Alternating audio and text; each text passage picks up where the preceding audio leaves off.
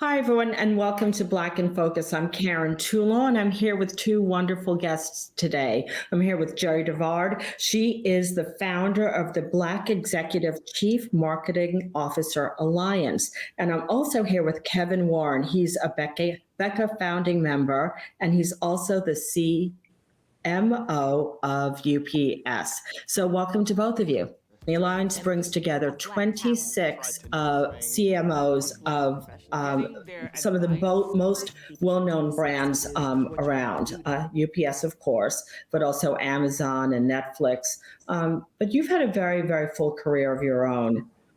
Why are you doing this now? But it really came out of a sense of that career that you talk about when you talk about the experiences that I've had in working for many Fortune, 500 companies. So, working at Verizon and Citibank and Revlon and the NFL and many companies. I always say that CMOs, chief marketing officers, arrive at the C-suite with a thicker skin and a higher sense of accountability to drive the top and bottom line because we get so much input from people. And a lot of what we do, people think is subjective and not grounded in data and really acute understanding of the customer needs. So I felt that there was really an opportunity as I talked to people, and Kevin was one of the people that I talked to, when I was first thinking about this, to really collectively come together with our ideas and our passion for paying it forward in a way that was much more efficient than, the solo genius that everyone was doing, but the power that would come from all of us being together and thinking alike about this industry that we so love. So that was really the basis of how it started, and it's really taken off from there. And so what are the, just very quickly, how do you actually hope to do what you do? I mean, what are some of the objectives? How do you actually hope to achieve things? Is it networking? Is it mentoring? How are you going to move the needle? We talk about BECA and our mission with 4 values or 4 pillars, and that is that we come together to share, learn, elevate, and pay it forward. The sharing part is easy, right? We come together, we share our triumphs, our challenges, our needs. The learning is learning from each other, learning from experts that will come and talk to us, that have talked to us, and will do so in the future. The elevate is really about elevating, again, this profession that we love and has paid so well to us in terms of what we've learned and what we've been able to contribute. But the pay it forward is really the part that was the unifier in all that we wanted to do. And that was for that building a better pipeline for that next generation. So we're going to measure ourselves and hold ourselves accountable for the number of people, Black marketing professionals, that we can help in terms of coaching and mentoring and one-on-one sessions through boot camps and webinars and actually in person next year, that we can kind of hand that playbook, that secret sauce that says, yes, it's an unlevel playing field. We don't start at the same starting line, but you can make it. As you believe that you can't be what you can't see, you're going to see us, and you're going to see that the issue is not supply. We're out there, it's demand. And how do you make sure that your career is one of those that takes you to where you want to go despite the odds? So Kevin, before I ask you a question, I want to read a line from your bio, because I think this touches on a lot. So Kevin, you're a member of the executive leadership team, and you're responsible for U.S. marketing, international marketing, UPS store, digital infrastructure analytics, revenue management, business planning and forecasting, customer loyalty management, digital marketing, customer experience, brand relevance, customer communications, and the company's Where to Go subsidiary. Exhausting, right? Exhausting, and an exhaustive list. So that really gets me to my point, which is marketing really does touch every aspect of the business, right? And all joking aside, I mean, it really does touch on every aspect of the business. It is very data intensive. I dare say it's very scientific, right? Do you think that the profession, though, gets the respect that it really deserves, like some of the other STEM sort of professions? Well, it's starting to, and really one of the reasons it's starting to, you kind of referenced it, is really the power of analytics. And if you think about marketing, I see us as both the voice and the ears of our company, right? Our voice is how we communicate to our customers, the tone, the way, the the importance and how we kind of distill the communication so it relates to our customers in a sympathetic and a relevant way. And then the ears, because we have to listen to our customers. Oftentimes, companies think they know what the right thing is, but it's amazing when you get this whole voice of the customer and you listen to what they tell you and you distill it, then you make way better decisions. And then when you can show the data on what you've listened to and then tested hypothesis, and then you've done some sort of small scale pilot, and then you see the results and then you scale it, then all of a sudden the skeptics and the detractors, they become believers.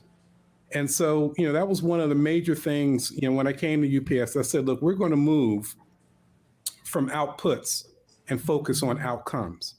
And when you can connect the dots to all of this, mysterious marketing stuff to the bottom line, then the next thing you know, you start getting the question, well, okay, I see that you've driven this sort of value for the company based on this investment. If I gave you more, what could you do?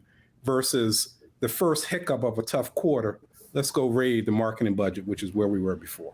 And that's exactly the point. So with that awareness comes the potential, right? The real potential for real career growth and for opportunity for that pathway to the C-suite, for that pathway to board seats. And I guess, Jerri, you're a great example. I think you just were placed on another board. That's all possible, even more so now for marketing executives, because people seem to be understanding that it isn't just happenstance. But it's getting harder, right, Jerri?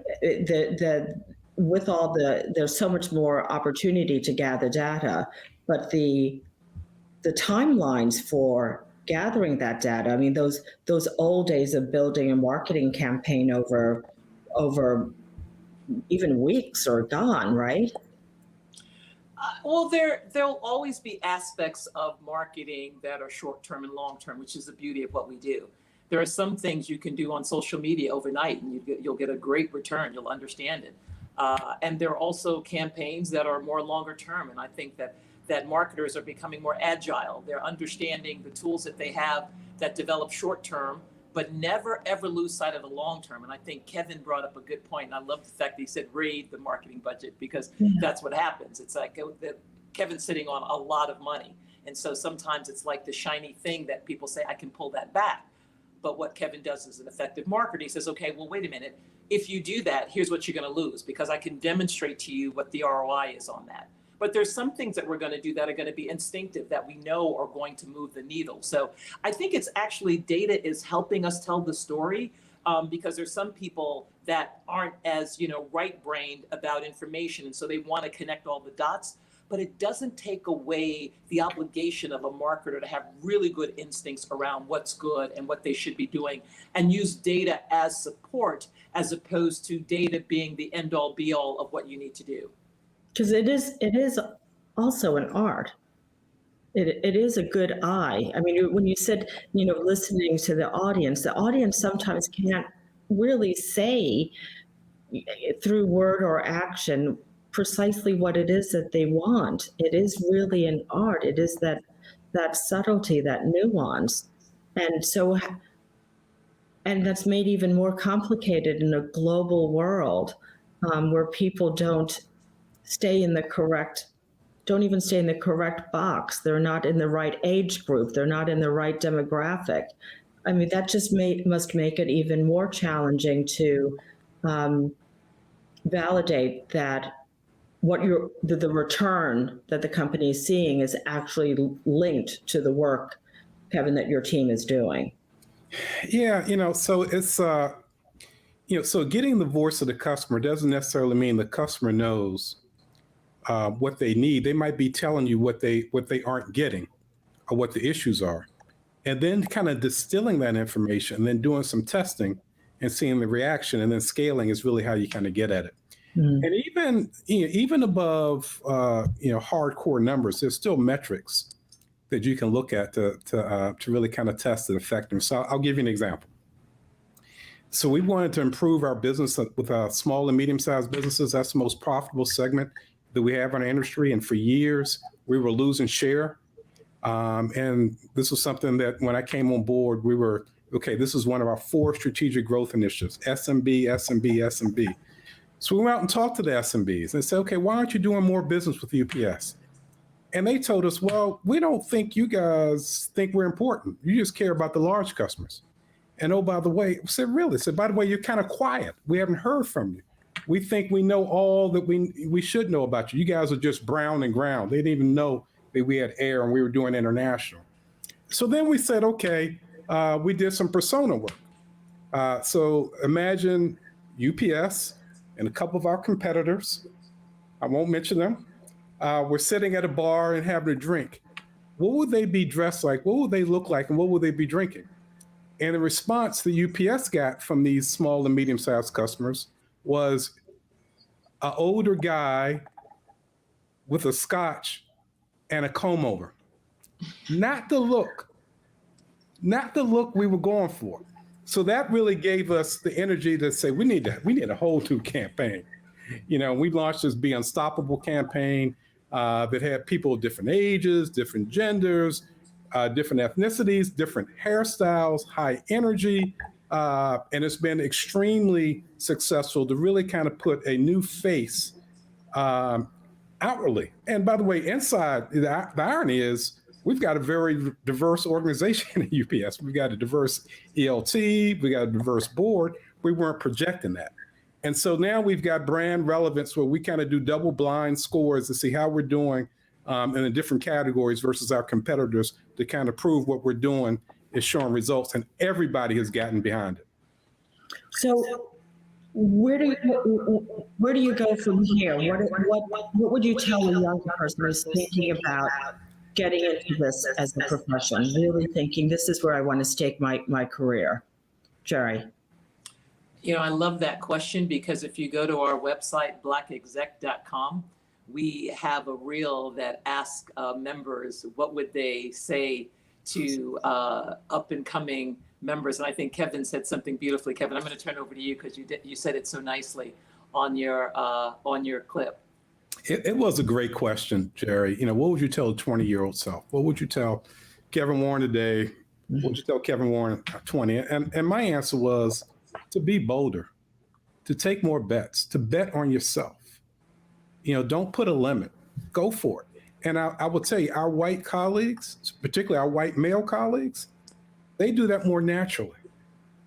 And so, that's something that I think BECA, as we coach and counsel and role model our marketers who are on the way up, who are younger in their career, that's a way in which we can encourage them because Jerri said it, when you see it, you can believe it. And, they'll see, Jerri DeVard, they'll see Kevin Warren, they'll see many of our colleagues and say, wow, okay, that is something that's achievable. Let me kind of go for it. And I would just add to that because Kevin said it so beautifully and I was so happy that we captured it. It's this notion that not letting anyone define, even yourself, what you can be. We always start to limit, well, I don't know if I can. I don't know if I should. And what we're trying to do is open up the aperture of consideration and say, no, you can and you will. Despite anything else that you're hearing or that you're saying to yourself, look at the success that you can have just being yourself. And I don't know if we come with that you have to find that. People talk about someone in their life that made a change, and we're trying to be that. We're trying to be the person and persons in their lives that tell them the art of the possible is within you right now.